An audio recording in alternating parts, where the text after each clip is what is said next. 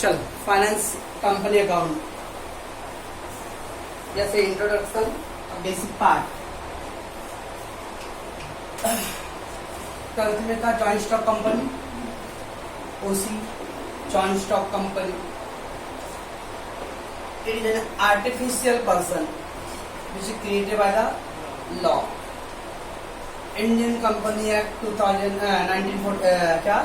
1946 और अभी 2013 एक्ट आ गया है 2013 एक्ट। तो company is an artificial person created by operation of law. Operation law मतलब कंपनी का जो रूल्स है उसके हिसाब से क्रिएट होता है। Okay, so company which operating business on a large scale, company में बोलते जिसका बिजनेस क्या है large sole trading concern, the small business comparatively little bit greater business है सोल ट्रेडिंग कंपनी में कौन पार्टनरशिप। अब पार्टनर से भी ग्रेटर बिजनेस कौन सा है क्या कोऑपरेटिव। कोऑपरेटिव को कौन पूछता है कंपनी। तो company which operating business on a large scale, because उनका बिजनेस लार्ज स्केल का है so they need a large amount of fund, तो लोगों को ह्यूज अमाउंट ऑफ फंड चाहिए। they arrange the fund from public से लोग अरेंज करते फंड। ओके, कैसे अरेंज करते bye issuing share and debenture. अब वो शेयर डिवेंचर क्या है उसके थोड़ा सा पेशेंस रखिए आप भी और उधर मैडम आयुषी जी भी, क्योंकि नॉन एसपी वाली है। So issuing the shares and debenture, तो कंपनी फंड अरेंज पब्लिक के थ्रू करता है। शेयर और इशू मतलब sale, issue means sale, share और डिवेंचर बेच के। अब शेयर डिवेंचर क्या है देखेंगे। फ्रॉम एनी फाइनेंशियल, और अभी मैच ढूंढो ना एसपी या और from any financial institute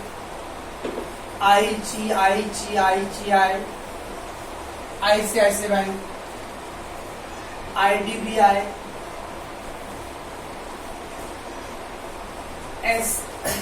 SIDBI क्या है, HSBC, HDFC, एक्सेस,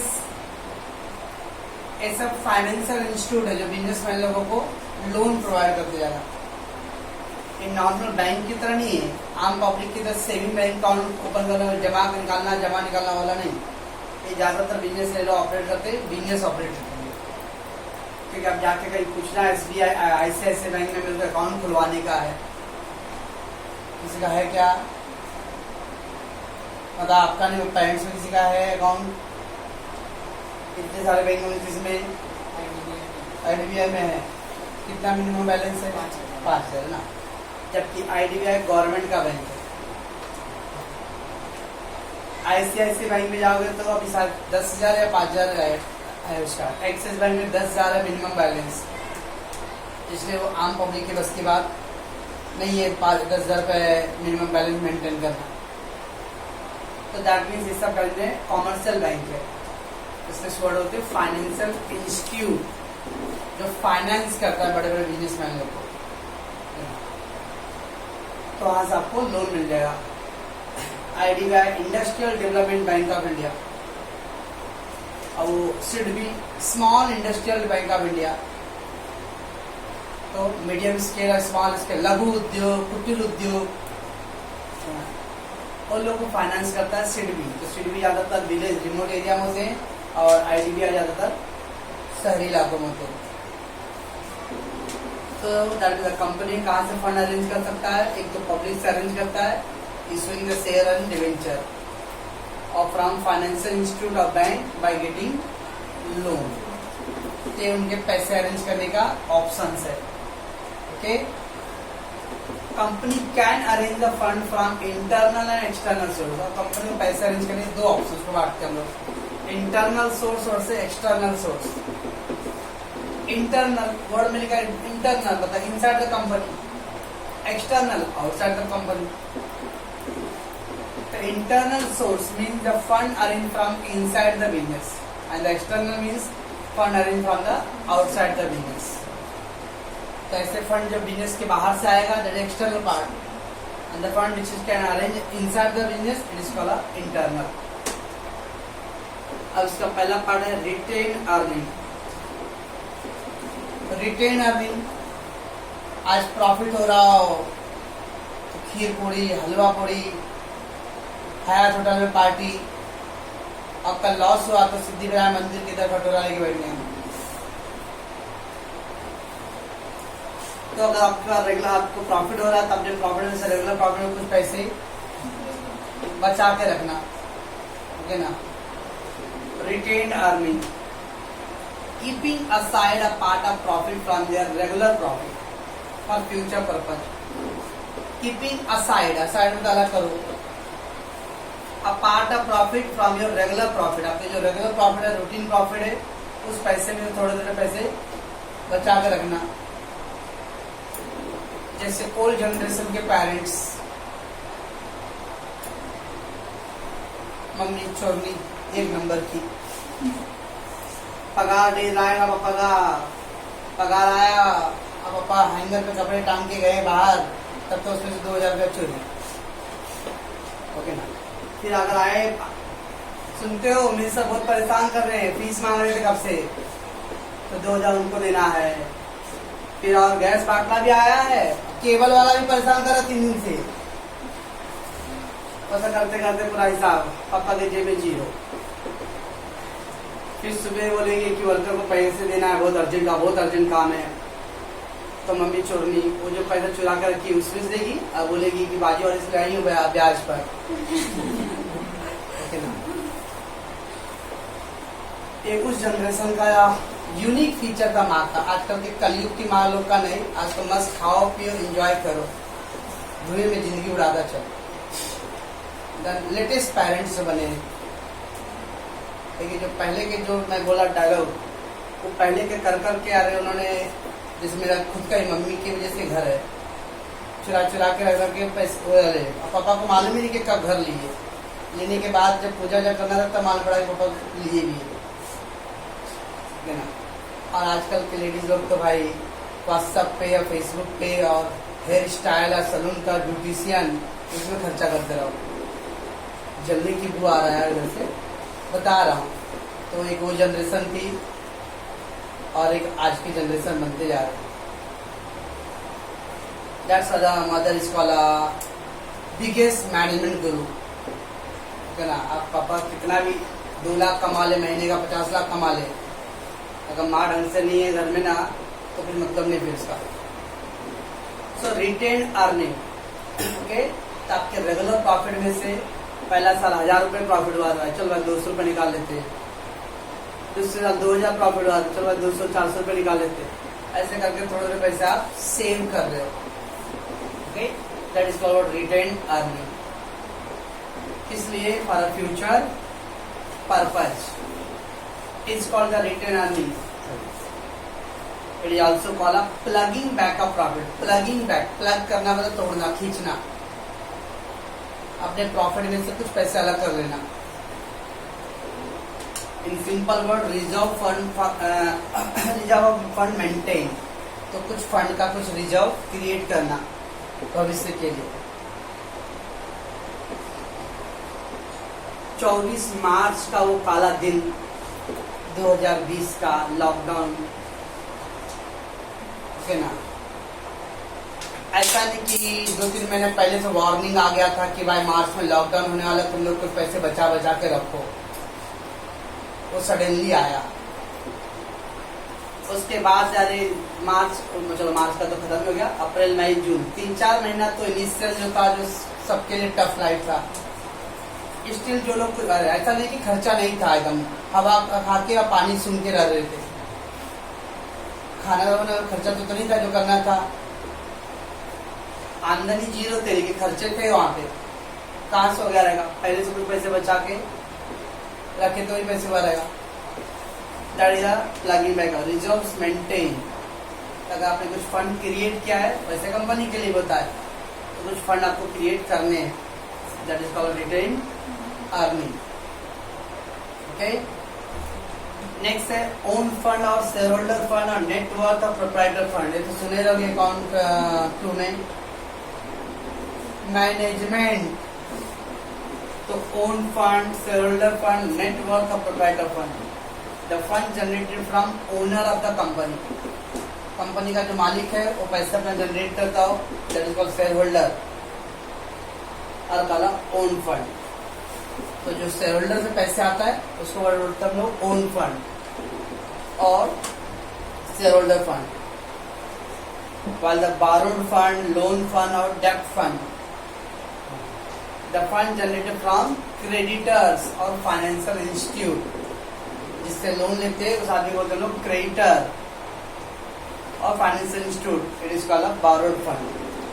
तो कंपनी का जो ओनर है, मालिक है, वो पैसे जो देता रहेगा that is called share holder fund. और कंपनी ने कहीं से लोन लिया है, कहाँ से लिया रहेगा, क्रेडिटर और फाइनेंशियल इंस्टीट्यूट से, that is called a borrowed fund।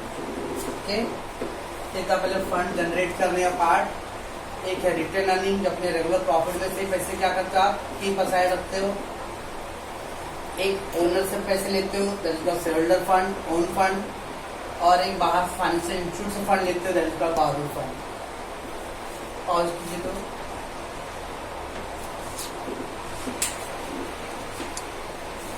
मैं हूं ना, तेरा हाथ को घिस गया रहेगा। शेयर एंड डिवेंचर, चलो मैं सॉरी शेयर, वो नहीं शेयर, वाह वाह क्या शेयर है, शायरी, और वो शेर भी नहीं जंगल का शेर। Share it is the unit part, unit मतलब इकाई, एक हिस्सा, एक अंश और smallest part of the share capital. Business करने के लिए आपको जो कैपिटल अरेंज करना है, उस कैपिटल का सबसे स्मॉल पार्ट, कम से कम कितने रुपए, जैसा आजकल न्यूज अगर सुन रहे हो गूगल पे या ऐसे, तो अयोध्या में राम मंदिर, ओके, तो ऐसा मतलब प्लान चल रहा है कि हर घर से 10 रुपए कम से कम कंट्रीब्यूट करेंगे, तो उनको लगे कि हाँ मेरा पैसा उसमें लगा मंदिर में, ऐसा उन लोगों का प्लान चल रहा है।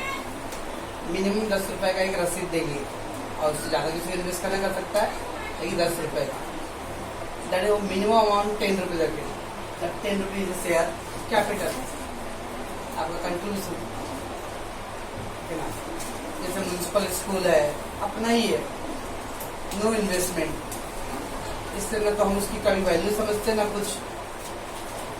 बच्चे लोग 8 बजे जाते रहते स्कूल, एक पैर में लाल चप्पल दूसरे में काला चप्पल पहन के जाते रहते हैं, क्योंकि कुछ मतलब ही नहीं है। लेकिन वही अगर उस पर कम से कम 5 रुपया रसीद रख दे, फीस रख दे महीने का, तब पैंट लगे 5 रुपया लग रहा मेरे। अभी कुछ लग नहीं रहा तो फ्री का चीज है, जैसा चाहे वैसे यूज करो, कोई अकाउंटेबिलिटी नहीं है।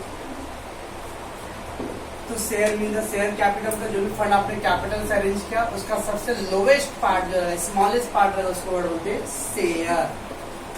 Okay, and share capital means the total contribution made by the share holder. Share holder लोगों ने जो भी पैसे कंट्रीब्यूट किया रहेगा, that is called share capital.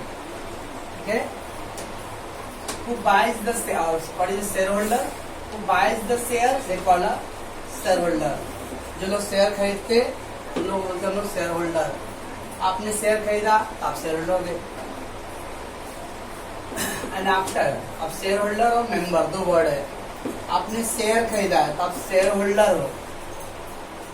Share खरीदने के बाद अपना नाम कंपनी के रजिस्टर्ड बुक में आप रजिस्टर करवाते हो, तो फिर आप बन जाते हो मेंबर।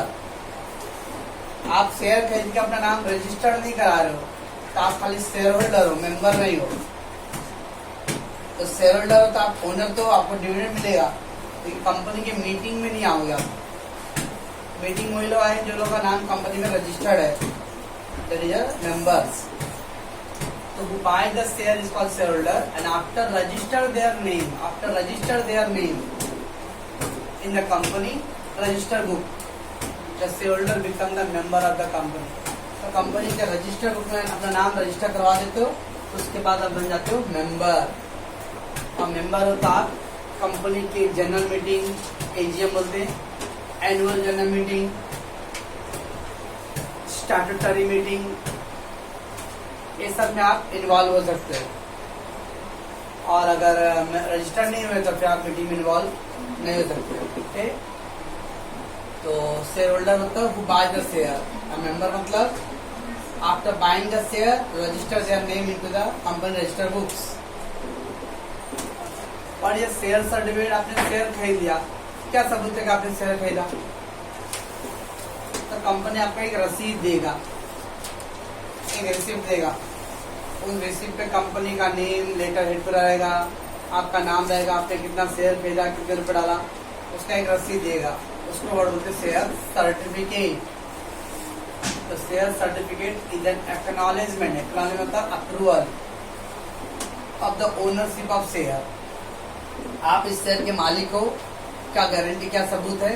और रसीद, आपका जो सर्टिफिकेट है वो सर्टिफिकेट शो करता है कि यस आप कंपनी के ओनर हो, ठीक है ना। तो share certificate mean it is an acknowledgement, acknowledgement approved that the ownership of the share. Ownership यानी ओनर मतलब मालिक, मालिकाना हक शेयर का, तो सर्टिफिकेट शो करता है। ओके, शेयर के बारे में, तो share mean the total capital और सबसे स्मॉलेस्ट पार्ट को बोलते हैं हम लोग share. Share share capital, share holder में जितने फंड दिया रहेगा उसको total share capital. And those who buy the share they become a share holder. पहले शेयर खरीदो, शेयर होल्डर बन जाओगे, शेयर होल्डर बन जाओ, रजिस्टर कराओ, मेंबर बन जाओगे। नेक्स्ट है debenture. It is a unit part और the smallest part of the डेब्ट कैपिटल, दोनों सेम है। ये unit part of share capital था, ये यूनिट पार्ट ऑफ डेब्ट कैपिटल। डेब्ट मतलब loan. Share is a smallest part of share capital and debenture is a smallest part of डेब्ट कैपिटल। बाय द डिवेंचर, जो डिवेंचर खरीदते उसको क्या कहते हैं? Debenture holder. Share holder company के ओनर होते हैं एंड डिवेंचर होल्डर कंपनी के क्रेडिटर होते हैं। एसपी वाले को याद आ रहा है कुछ?